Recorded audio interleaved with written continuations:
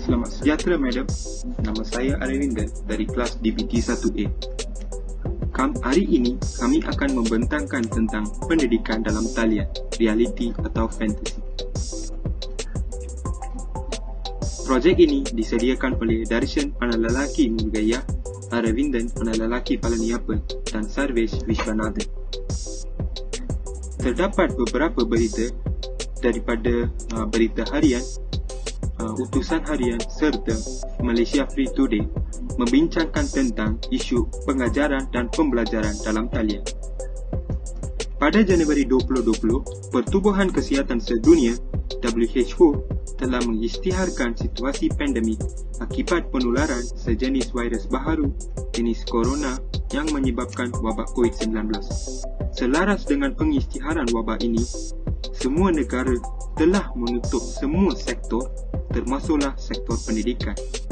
Langkah penutupan sektor pendidikan ini menyebabkan semua sekolah dan pusat pengajian tinggi ditutup bagi memutuskan rantaian penularan wabak yang berbahaya ini. Akibatnya, proses pengajaran dan pembelajaran secara bersemuka yang telah diamalkan sejak zaman dahulu secara terpaksa dihentikan dalam tempoh Perintah Kawalan Pergerakan. Dalam usaha untuk memastikan semua murid tidak ketinggalan dalam mengikuti pembelajaran, warga pendidik mula menggunakan option untuk menjalankan kelas secara atas talian. Pelbagai kegusaran yang timbul apabila ingin melaksanakan kaedah pembelajaran secara atas talian ini. Ada murid yang tidak mempunyai gadget atau telefon pintar peribadi. Ada yang tidak mempunyai cukup data internet dan ada pula yang tidak mempunyai capaian internet langsung. Bagi pendidik pula, wujud kesangsian dalam platform manakah yang sesuai untuk menjalankan pembelajaran secara atas talian. Dan kebanyakannya menggunakan kaedah cuba jaya, iaitu menggunakan mana-mana platform dan lihat kepada kesesuaian. Dalam berita ini, Perdana Menteri berkata, sepanjang tempoh Perintah Kawalan Pergerakan PKP dilaksanakan, pengajaran dan pembelajaran tidak lagi dijalankan secara bersemuka. Sebaliknya, guru terpaksa menggunakan pelbagai kaedah lain untuk berhubung dengan pelajar. Ramai menggunakan aplikasi dalam talian seperti Google Classroom, Cikgu Tube dan Zoom untuk melaksanakan pembelajaran di rumah atau home-based learning. Tidak kurang juga, cikgu menggunakan aplikasi WhatsApp dan Telegram. Beliau beritahu, ada juga cikgu yang menyampaikan latihan sukan secara online. Pada hari ini, kami akan membentangkan tentang objektif, definisi, pendidikan dalam talian, isu dan cabaran, kesan dan carangan penambahbaikan pengajaran dan pembelajaran dalam talian, serta kesimpulan.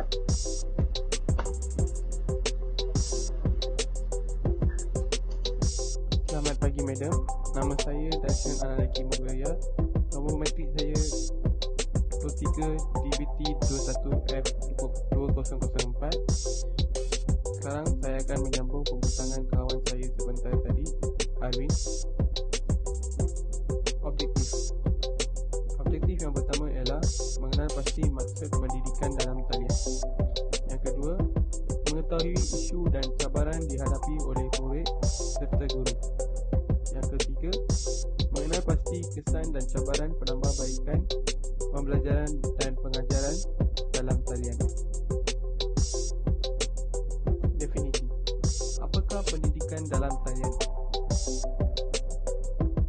Kelas online atau kelas dalam talian adalah satu siri pengalaman pengajaran menggunakan rangkaian digital untuk berinteraksi, mengkaji dan membincangkan. Isu dan cabaran. Ketiadaan peranti dan jaringan yang sempurna di kawasan luar bandar. Hal ini kerana capaian internet yang biasa digunakan di rumah mempunyai kapasiti dan kuota yang terhad. Internet adalah keperluan utama kepada pelajar untuk mengikuti pembelajaran secara maya. Isu yang kedua ialah persekitaran hidup murid yang kurang kondusif. Perkara ini juga disebabkan oleh setengah ibu bapa yang bersikap kurang peduli dengan menyuruh anak-anak mereka melakukan tugasan rumah ketika proses pembelajaran sedang berlangsung. Isu yang ketiga, tahap keberkesanan penyampaian pengajaran dan pembelajaran. Ini kerana pelajar tidak dapat fokus kelas secara sempurna dan membuat perkara lain semasa pembelajaran dalam talian. Mereka akan menggunakan telefon bimbit mereka kerana beranggapan pembelajaran dalam talian membosankan. Sekian, terima kasih.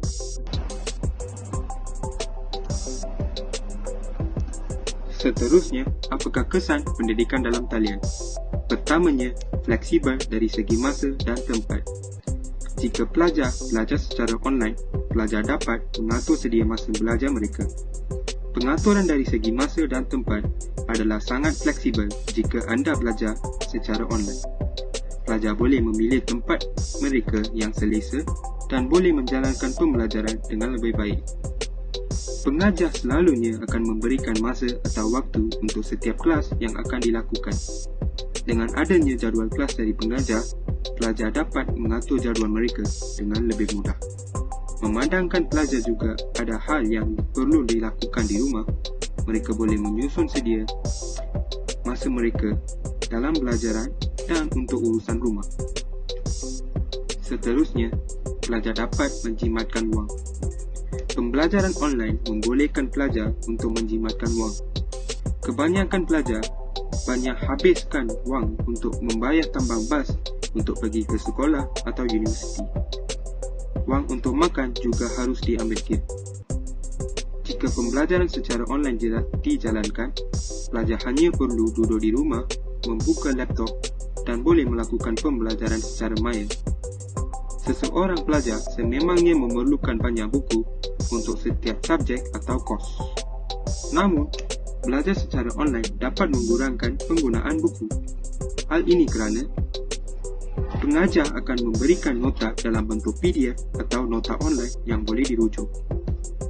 Selain dapat mengurangkan penggunaan kertas, pelajar dapat mengurangkan kos dari segi pembelian buku belajar yang agak mahal. Seterusnya, pelajar mudah hilang fokus. Memandangkan pembelajaran secara online ini bebas tanpa guru di hadapan seperti kelas, sangat mudah untuk pelajar hilang fokus.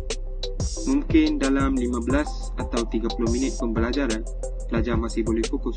Namun, jika berterusan, sesetengah pelajar akan mula berasa bosan dan mereka tidak dapat mengikut rentah pembelajaran dengan baik. Oleh itu, pengajar perlu mengambil kira hal ini kerana melakukan kelas online bagi mengelakkan rasa bosan dan hilang fokus. Belajar secara online membuat pelajar mudah terganggu dengan benda lain. Sebagai contoh, diganggu dengan mesej-mesej dari WhatsApp, tertarik dengan media sosial dan mungkin diganggu dengan suasana yang bising di rumah. Akhir sekali, masalah internet.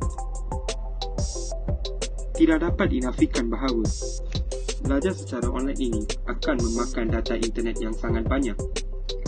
Pelajar perlu berbelanja banyak untuk membeli data internet yang kuat supaya pembelajaran dapat dijalankan tanpa gangguan talian.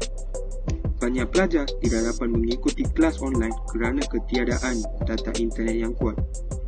Pelajar perlu memilih pakej internet yang sesuai untuk menjalankan proses pembelajaran ini. Selamat sejahtera, madam. Nama saya Sarwis. Matriks nombor saya 23 DVT 21 F 2003. Isi saya ialah cara penambahbaikan. Kerajaan menyediakan internet percuma untuk pelajar di kawasan perumahan untuk memudahkan pelajaran dalam talian. Kedua, ibu bapa menyediakan tempat pelajaran yang kondusif untuk anak-anak supaya dapat memberikan perhatian sepenuhnya dalam pelajaran. Nombor tiga, KBM perlu memberi didikan teknologi digital pada masa sekarang kepada guru-guru agar dapat mengajar murid atas talian dengan efisien. Kesimpulannya, pengajaran dan pembelajaran PDP adalah satu proses rutin dalam kancah pendidikan untuk memastikan pelajar-pelajar dapat menuntut ilmu pengetahuan. Implementasi proses pengajaran ini perlu diteruskan dalam apa jua situasi yang melanda bagi melahirkan generasi terbilang pada masa yang akan datang. Walaupun pada ketika ini seluruh negara mengalami kesan pandemik COVID-19. Sekian, terima kasih.